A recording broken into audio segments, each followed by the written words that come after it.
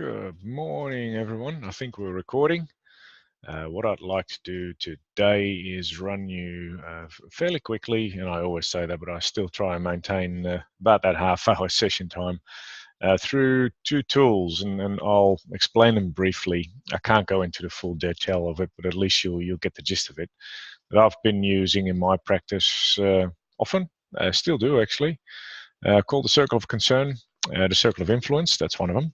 And the other one is a force field analysis, the force field analysis. Now, most of those actually come more out of business coaching, business-related counseling, corporate counseling, whatever you want to call it, executive coaching, you mention it.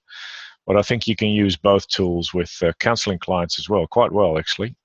They're great tools to get a person unstuck if they feel they're stuck, even though I think that, but it's another philosophy, that stuck is a concept that's just not true, because we're always moving, just sometimes not in the direction that we want to, but we're always moving.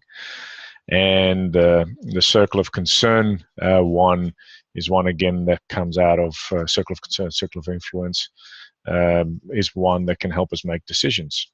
So it's a decision-making tool. Both actually are decision-making tools, but the decisional balance one, or the not the decisional balance, what am I talking about? It's early, haven't had my coffee yet.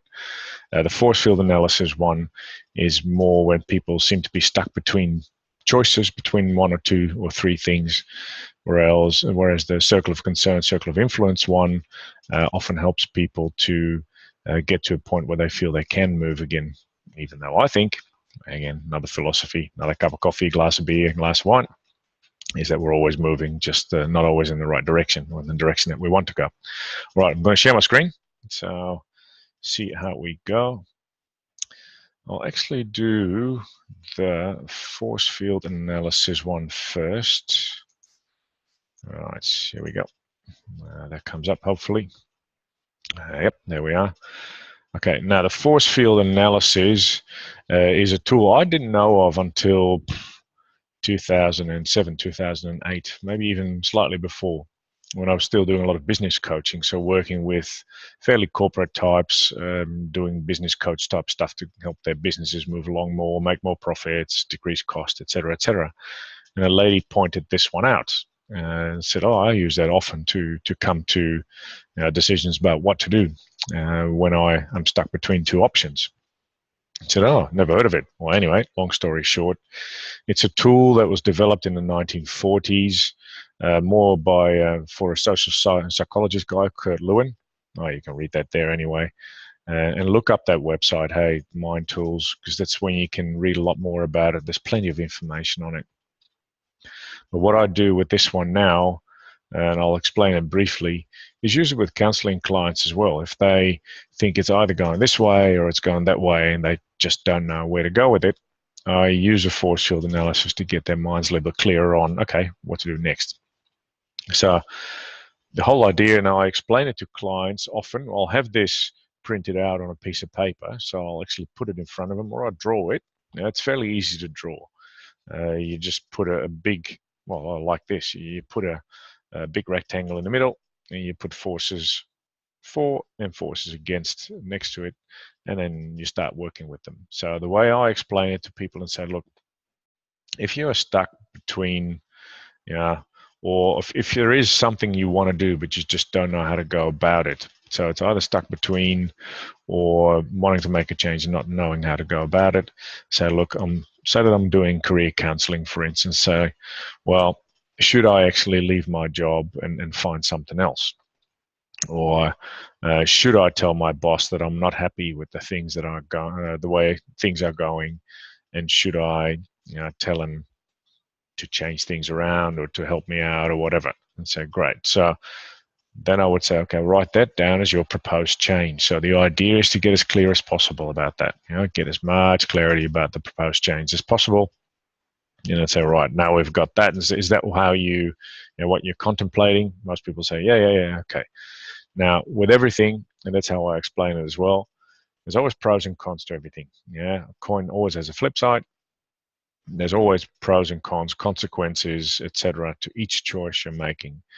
So when you say, to stick with that example, should I just quit my job and take the risk and do something else, or should I go for another job, and perhaps stop this one after I found another one, or should I stick with this one? There will be forces for that. So the first thing I always do, because you want to end up on a positive, I actually start off with the forcing, resisting that change, and say, right, okay, so if you're considering a new job and leaving the one you're currently in, what forces actually resist that? What makes that not that great a choice? Well, and they might say, well, it'll be a new environment and new people, so I'll feel a bit uncertain. So great, that's definitely a force that goes against that. They might say, well, I'm not sure if I can get the same amount of money that I'm earning now. Or they might say, I'm not sure if I'll get along with my colleagues, or I might not like the work, or it might not look good on my resume because this is already the fourth time in 2 years that I've jumped jobs, or whatever they come up with. So they will come up with a battery. You might have to help them a little bit and say, well, what else would be not so beneficial about changing your job right now? And what else could work against that? Now, come up with as many points as possible. The more the better, because that brings up a more weighed decision. So great. So once you've got about 10, 15, I don't know, forces that actually go against that decision or potential decision to change jobs and do something else, you say, great, that's cool. Now, what sort of forces on the other side have you got that actually go for that change, that help you, or that would be beneficial for you? So, well, change of scenery, or, well, I'm actually quite bored in my job right now and it would offer me new opportunities. Or my wife actually thinks it'd be a good idea for me to change my job. So, happy wife, happy life kind of reason. My wife or my family relationships would be better, or my relationship in general would be better. There might be more growth potential in that job. There might be more job satisfaction. There might be all sorts of stuff, less travel time. So it's shorter to get there. Whatever it is, and come up with as many and try and keep it fairly equal. So if you, after half an hour of doing this, come up with 20 pros or 20 cons, always try to have 20 pros on the upside as well. Just roughly as many. Once you've done that, you say, okay, cool. Now we've got a fair few reasons for and a fair few reasons against. Still have a major mind up. And now we're going to give them some weight. So all these points that you've written down against change and for change can be weighted. So you can give them a score between 1 and 5 in terms of importance. 1 not being so important, 5 being very important. So great. Now we're going back to the forces against change, resisting change, and say, how much are these factors worth for you? So, well, against change, we're talking about, hey, so, well, I'm not sure if I'll get the same level of job, or how important to you, how important is that to you? So, well, that's actually fairly important. So how much? Don't prompt them. So, well, it's a 3. So, okay, cool. So you write 3 next to it. And then the next one could be, is like, well, I might not make the same type of income. So, well, how important is that to you? So, well, not really. I just want job satisfaction. So that would be a 1. It's not that important. Okay, well, what else? So, well, new colleagues, and I might not like them. How important is that one to you? Oh, well, I'm a real people person. That is super important to me that I get along with my colleagues. So that would be a 5. Great. Okay, 5. Write it down. Go through the list. Same thing with the forces for change. Once you've done the resisting change ones, say, right, okay, now we're looking at the new opportunities. So, that's massive. I've been so bored in my old job. So potential new opportunity for something else, that's awesome. That's a 5 out of 5. So awesome. Write down 5. Say, well, what would it do in terms of relationships? Well, yep, like to get along with my wife or husband. Really important. Absolutely. If I'm happy, she's happy, and then we're both happy. So that's a 5 out of 5. If I would get out of my job, and actually, that's a really important factor. So right, okay, less travel time. So yep, very important as well. I've got a young son, daughter. Would like to spend some more time with them. Currently, I'm traveling about 2 hours a day. Like to bring that down. Potentially, I could find work 20 minutes from here. That would save me a lot of time. that's a 4 out of 5. Absolutely. And again, go through it. You get the drift. Go through it, and ultimately, for all those pro and con points, you'll end up with a score, a weighting. And then the simple thing, seriously, it's that simple. Add them up.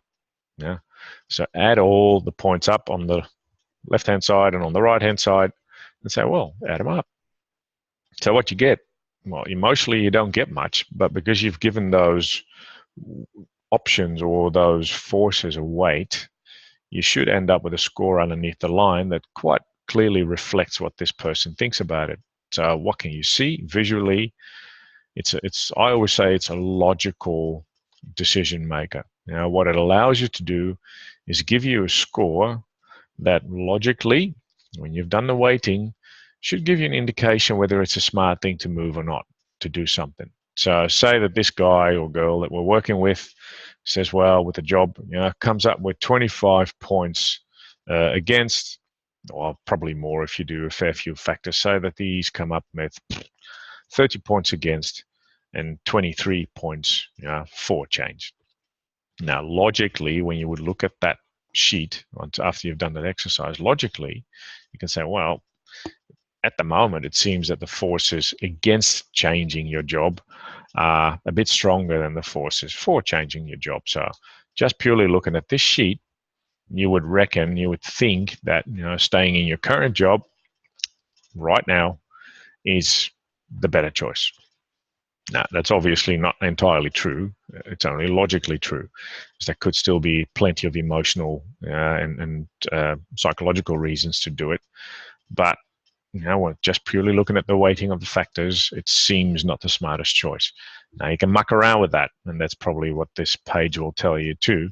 You can say, well, how can I make certain forces against change smaller in weight? How can I make them less important? Or how can we work together to make forces for change more important? So say that you've given the relationship thing a 2 or a 3 because you thought it wasn't really important. Say, well, how else would it change your relationship? What else could you do? And maybe after talking about that 5 or 6 minutes, you find out it's like, what? It's actually really important for me to have a good relationship with my wife, husband, son, daughter, friends around me. And if I had more time for that, that would make my life a lot better. So I said, well, I'll have to readjust that one and actually make it a 3 or a 4. You can work on that. Or if the money thing, for instance, is a big force against it and therefore you wouldn't want to do it, how can you perhaps make that less of an importance by saying, well, you got some savings, or maybe you can get a voluntary redundancy with some payment. It could happen. So you don't have the money issue that badly, and that could help you to overcome that problem. So there's all sorts of ways that you can sort of work on those factors a little bit to a point that there's an adjusted scale. Ultimately, you'll come up with something that the client will say, well, looking at this, it's either a good thing or not such a good thing. And again, they can still decide based on emotional reasons for other reasons. But what you've done now is make it really visual for them. And often, and that's something I found, is that people will really like that because it gets them clear in their brain. There's all these reasons for and against actually go on in their brain. They're constantly fighting for priority. And it's really hard to make a decision if everything is just shouting at you. Whereas if you put it on paper and work with them and talk through, it seems to make more sense. So it's a really cool tool to use. So that's number one. All right, I'll bring this one down. I'll keep sharing this. That should work all right. Okay. Sharing has stopped. That's all right. I'll share my other screen now. If I can find it. Yep, circle of concern, circle of influence. I'll put this one out there. All right. Now, the circle of concern and circle of influence is a tool that Stephen Covey, and you might know that book, The 7 Habits of Highly Successful People, came up with. Again, read up on it. Just type in circle of concern, circle of influence on Google. You'll find loads on it. There's so much information on it. It's not funny. This one is a cool tool to help people give more or get more control in their lives, or give them a better sense of control about things. And it's simple. It's a fairly simple one. And I, again, generally don't give it that way. I draw it out. So I say, well, have you ever heard of the circle of concern, circle of influence? Many people haven't, for some strange reason. So that's cool. Yeah, so that makes my life a lot easier because then I can explain. It's like, would it be okay? I always ask for permission. Would it be okay for me if I give you a bit of an idea of how it works? Because I think we can use this to give you a sense of control in your life back where you don't think you have it. Most people obviously will say yes. So what you do, I draw a big circle, big one, the big one first, and say, right, now there are all these things, but make sure you only work on that, sort of outer rim in a sense. So there are all these things that concern us, and put it back on the client. So, well, in your life, can you give me a couple of examples of things that currently concern you? So, yep, I haven't got the money that I want, or yeah, I've got some problems with family, and or yeah, my health is declining, and I really don't know what's going on, so I've got no idea, and I feel a bit down. It seems that I'm suffering from depression, but I'm not really sure. It definitely concerns me. So, all right, cool. Now you put them in sort of the outer rim bit. I said, all these things, do you feel you have a sense of control over them? So, oh, not really. So that's the point. You try to make them come up with examples that they feel is completely out of their control, so they can't do anything about it. And then say, okay, cool. So don't have to spend hours on this. Just a couple for the sake of the example. Say, okay. So now you draw a little circle in the middle. That's the circle of influence, obviously. Say, right. And so this is you. Circle of influence. So inside, that's you.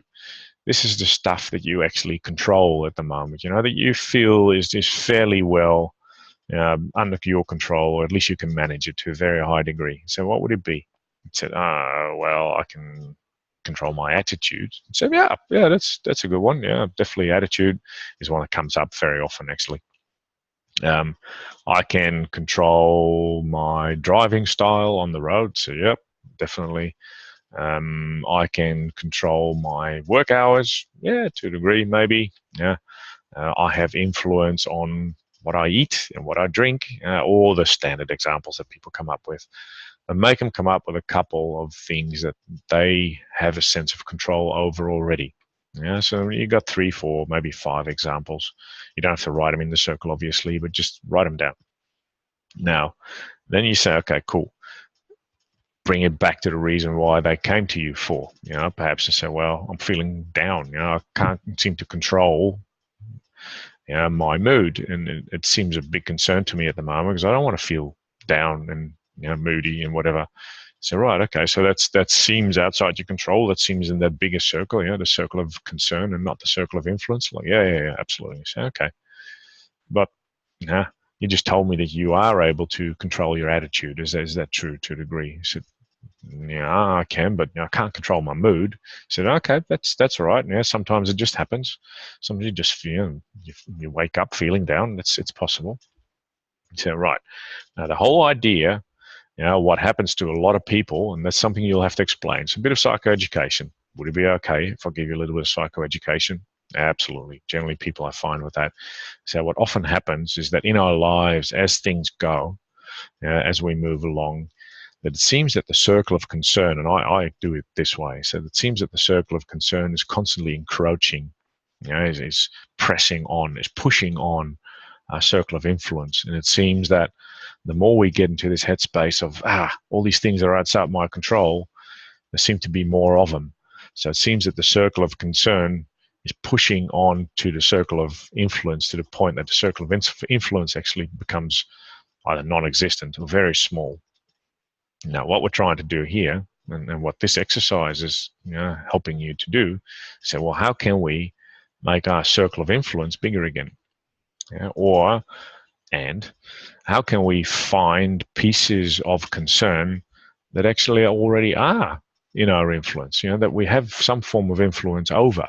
So we might make little blobby bits outside our little circle of concern. It might not be that we have control or influence over everything, but you say, well, my health is declining. So, but I've been eating really crappy, and drinking really bad stuff too. So I generally just draw it out like a little blob, on top of the circle of influence. So, okay, so when it comes to food and your health, so well, you do have a bit of control over that one. So, yeah. So, okay, cool. That doesn't matter. No judgment here, but you do. So, yep, I do, and I'm noticing it. So, right. The whole idea, and this is just as simple as I explain it, like what can we start to do? And you do it by questioning. You don't do it by telling. What can we start to do to really slowly but surely grow that circle of influence again? So we start reaching parts of this, what we thought were our concerns that we had no control over.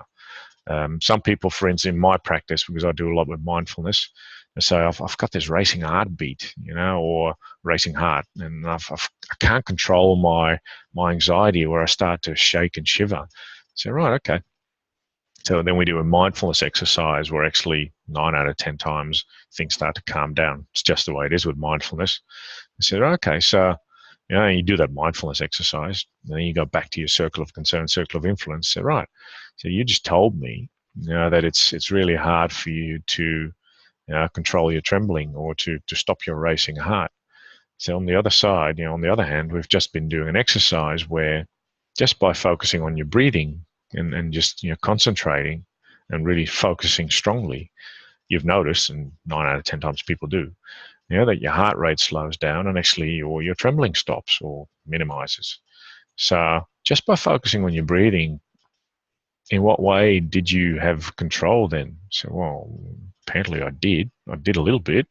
So great. So can we start to bring that in your circle of influence? Again, expanding the circle. And you find that by doing that exercise, I won't make it too long, but there's a lot of stuff that people will say that they don't have control over. And you find by doing this exercise that there's actually loads, that people either already have control over or at least influence over. And they just don't recognize it anymore because it seems that their world's been squashed. Yeah. And the other one, so it's an awareness exercise for one. And the other one, it's actually a pretty good old brainstorm exercise to find out how, by questioning, people can actually do stuff, or start doing things that will give them more influence. And so, well, I'm so stuck on the job market because I just have certificate 3 or not even that, and haven't even finished year 12, and it's really hard for me to get into the workforce. So a good job seems completely outside my control. It seems to be in my circle of concern. I'd like it. I just don't know how to do it. You say, well, what could you do? So, I could upgrade my skills. Brilliant. So say that you would go for a diploma in counselling, for instance, or in my case, a master's in counselling. What would that mean? So, well, there'd be more job openings, I'd say. So, great. So suddenly your influence has grown, because once you've finished your diploma, or in my case, my master's, or whatever you do, it doesn't matter. Once you've done something, that actually expands that, you can't contract. Once you've expanded your influence, that is something you now have. So your circle of influence has become bigger. With you guys, when you finish your diploma, you have more influence than you had without. It's just a simple fact. So that simple, well, it's not simple, but doing a diploma, which is not simple, for 18 months is a great step that your guys are already undertaking, but many people could undertake in order to get their influence up, and incorporate more of what was their concern into their life, and now have a form of control over. Can they control the job market? No, of course not. Can we control the economy? No. But can we have an influence on our interaction with the economy and the job market? You betcha. So that grows your circle of influence wider. And my promise is, and that's something based on my years of doing this myself and seeing it with clients, the more proactive you become in finding things in your circle of influence that are already there, or actually finding them by doing things, engaging in goal setting and getting your values up as like, what's really important to me? You'll start finding that, oh, look here, here's my saving grace, my coffee is coming. You'll find, morning, Sarah, I'm doing a workshop. Yeah, I am. So you'll find by expanding your circle of influence, thank you, here, saving grace, my coffee, that a lot of things that you thought were not in your influence at all actually can become under your influence. And you can use that. So it's very much a tool out of positive psychology, I would say, and I use it often. It works a treat. I think Martin Seligman, the founder of positive psychology, in a sense, I'd probably I mean, if I would speak to him, he would absolutely approve of this exercise. Maybe he has even invented it. I don't know. So those are those two. Again, I've put this up. I'll actually send you those PDFs in the Word document. The link to the website you can get from just scroll back in the video. You'll see it as Mind Tools. It's a good website to look stuff up. But hey, just type in Google Circle of Concern, Circle of Influence, and the other one it's the force field analysis. Type that one in. Plenty of stuff, many different ways of explaining it, and it'll do you a lot of good. So with that, this is one I like. Hey, just to finish off with that one, read it for yourself. It's a good one. So that being said, right, keep working hard. As I am recording this, it's still 4 weeks to go until the end of December, and the counselling diploma needs to be done. So keep working hard. I'll stop sharing now, and hopefully we'll see you all soon.